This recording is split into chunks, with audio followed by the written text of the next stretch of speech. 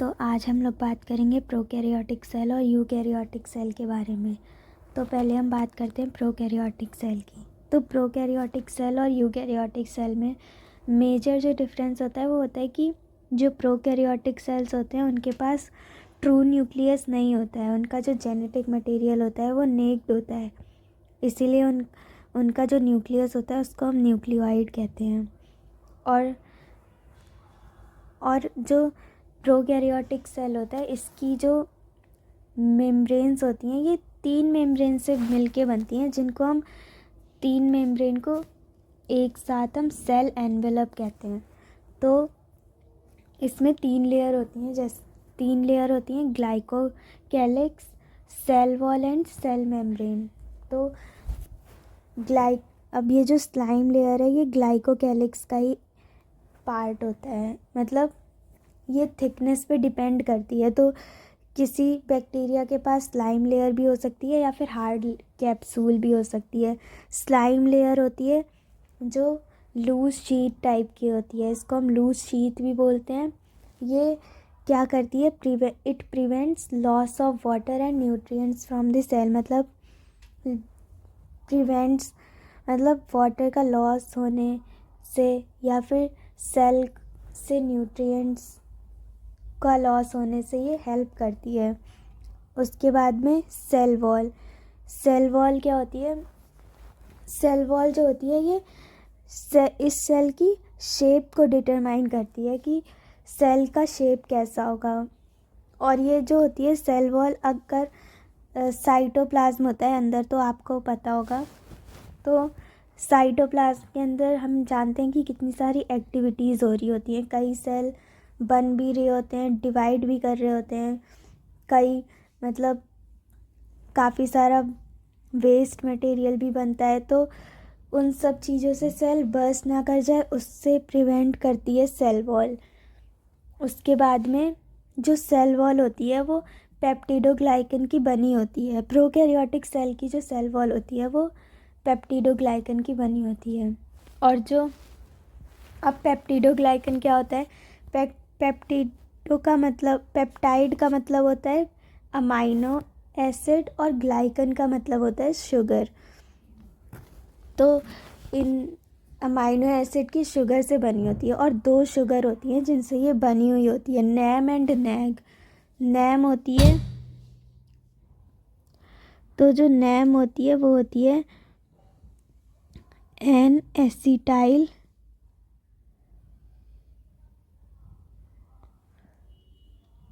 Acetyl muramic acid.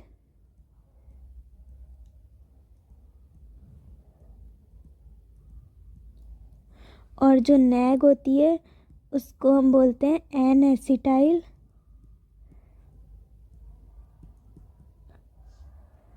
Acetyl glucosamine.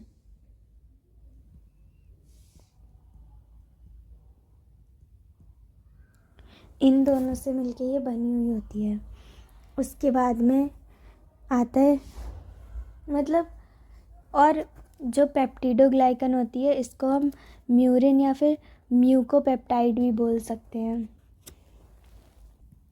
उसके बाद में हम बात करते हैं सेल मेम्ब्रेन की। सेल मेम्ब्रेन को ही हम प्लाज्मा मेम्ब्रेन भी बोल सकते हैं। और सेल मेम्ब्रेन के कुछ फीचर्स होते हैं, जैसे कि it is selectively permeable in nature होती है, मतलब कि ये उन्हीं न्यूट्रिएंट्स या फिर उन्हीं सब्सटेंस को अंदर आने देगी जिसकी ज़रूरत होती है, मतलब सिलेक्ट करती है कि अगर Na+ सेल में है ऑलरेडी तो वो अगर आएगा तब भी वो नहीं आने देगी, क्योंकि ये सिलेक्टिवली परमिएबल होती है। और it interacts with outside world, मतलब कि ये आउटसाइड वर्ल्ड से इंटरेक्ट करती है। इन द सेंस वो ये कहना चाह रहे हैं कि ये जो है वो सिलेक्टिवली परमिएबल है, मतलब ये जो बाहर से आने वाली न्यूट्रिएंट्स या फिर कोई भी सब्सटेंस होता है उनको अंदर नहीं आने देती है। तो ये आउटसाइड वर्ल्ड से इंटरेक्ट करती है, हालांकि ये सबसे अंदर होती है लेकिन ये अगर और नीट में ये क्वेश्चन आ भी सकता है कि इंटरेक्ट्स आउटसाइड द वर्ल्ड, तो ग्लाइकोकैलिक्स आउट मतलब बाहर तो होती है ग्लाइकोकैलिक्स, लेकिन जो आउटसाइड वर्ल्ड से जो इंटरेक्ट करती है वो प्लाज्मा मेम्ब्रेन होती है।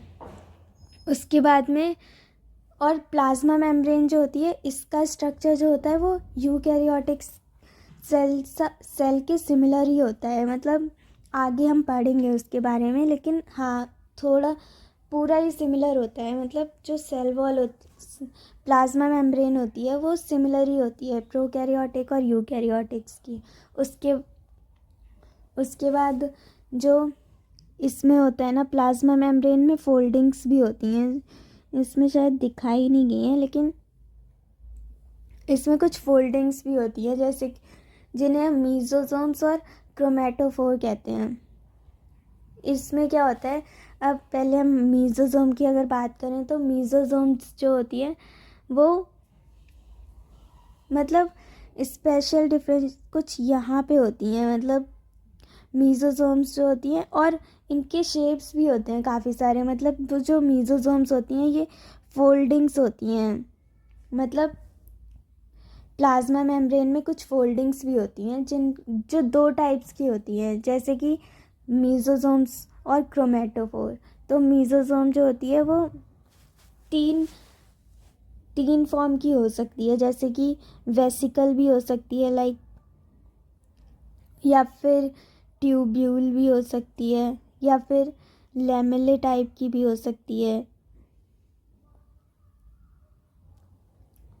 मतलब हो उसके बाद में अब जो मीजोसोम होती है ये क्यों होती है, क्या इसका फंक्शन क्या है। तो मीजोसोम की अगर हम फंक्शन की बात करें तो इसके काफ़ी सारे फंक्शंस होते हैं। जैसे कि ये जो मीजोसोम होती है ये सेल वॉल के फॉर्मेशन में हेल्प करती है, और ये डीएनए रेप्लिकेशन में भी हेल्प करती है, और रेस्पिरेशन हो गया, सेक्रीशन हो गया, उसमें भी हेल्प करती है, और सरफेस एरिया भी बढ़ाती है। मतलब आपने देखा होगा कि हमारे स्टमक में भी जो विलायें होती हैं वो सरफेस एरिया बढ़ाती हैं, उसी तरह से ये जो इनफोल्डिंग्स होती हैं ये भी सरफेस एरिया बढ़ाती हैं।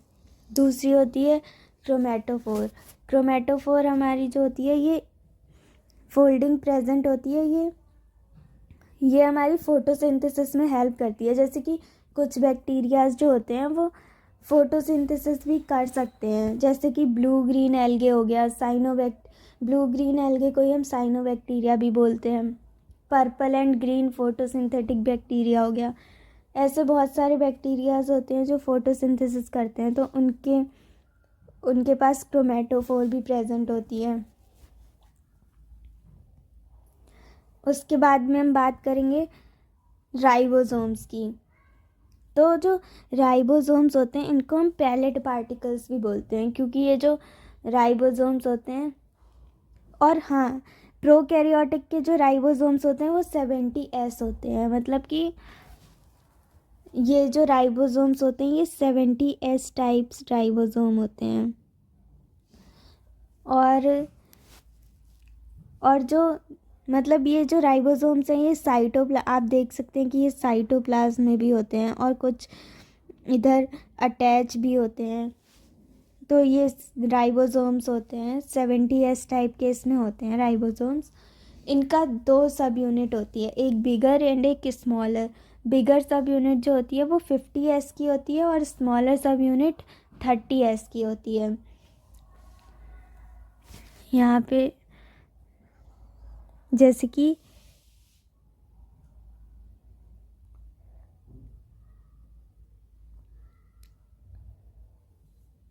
ये हो गई बिगर सब यूनिट, ये 50S की होती है, और स्मॉलर सब यूनिट 30S की होती है।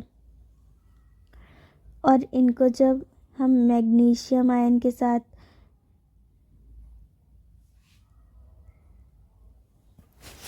रिएक्ट कराते हैं तब हमें राइबोसोम मिलता है। मतलब 70S राइबोसोम जो होता है वो 50S और 30S सब यूनिट से मिलके बनता है। उसके बाद में राइबोसोम में ये काफ़ी सारे RNA भी फाइंड होते हैं, और इसमें जो 70S टाइप का राइबोसोम होता है, इसमें 21 डिफरेंट टाइप्स के प्रोटीन्स भी होते हैं। और इसमें RRNA भी प्रेजेंट होते हैं, जैसे कि 23S RRNA को हम राइबोजाइम कहते हैं। ये क्वेश्चन आ सकता है कि राइबोजाइम किसे कहते, मतलब राइबोजाइम कहाँ से बनता है। तो ये, हाँ, तो मैं कह रही थी कि ये जो है 23S RRNA ही राइबोजाइम होता है। ये क्वेश्चन आ सकता है। उसके बाद में अब आप सोच रहे होंगे कि ये S क्या होता है। तो S होता है स्ट्रेडबर्ग कॉफिशिएंट होता है, या फिर हम इसे सेडिमेंट्री कॉफिशिएंट भी बोलते हैं। इसकी जो वैल्यू होती है वो 10⁻⁻13 सेकेंड्स होती है। राइबोसोम का जो साइज़ होता है वो भी NCERT में गिवन है कि वो राइबोसोम का जो साइज़ होता है वो होता है 15 नैनोमीटर बाय 20 नैनोमीटर। और जो राइबोसोम होते हैं ये प्रोटीन सिंथेसिस में हेल्प करते हैं। और अब हम बात करते हैं पॉलीराइबोसोम की। तो पॉलीराइबोसोम कुछ नहीं होता, जब काफ़ी सारे राइबोसोम मिलकर एक थ्रेड लाइक स्ट्रक्चर में अगर अटैच होते हैं तब उसे हम मैसेंजर राइबोसोम, मतलब मैसेंजर RNA बोलते हैं। तो वही होता है पॉलीसोम। ये आप देख सकते हैं, जो ये है जो स्ट्रक्चर्स, इनको पॉलीराइबोसोम बोलते हैं। उसके बाद में और फिर हम बात करते हैं फ्लैजेलम की। तो फ्लैजेलम तो आप, मतलब फ्लैजिला होता है, ये तो आपको पता ही होगा कि ये मूवमेंट में हेल्प करता है। और जो फिम्ब्रे होते हैं ये भी हमारे मूवमेंट में हेल्प करते हैं, या फिर मतलब जो फिम्ब्रे होते हैं वो, और हाँ, जो फिम्ब्रे होते हैं वो फिम्ब्रिन प्रोटीन से बने हुए होते हैं। ये आपको याद रखना पड़ेगा। और ये एक NCERT में लाइन भी होगी कि ये ब्रिसल लाइक स्ट्रक्चर होते हैं sprouting out of the cell.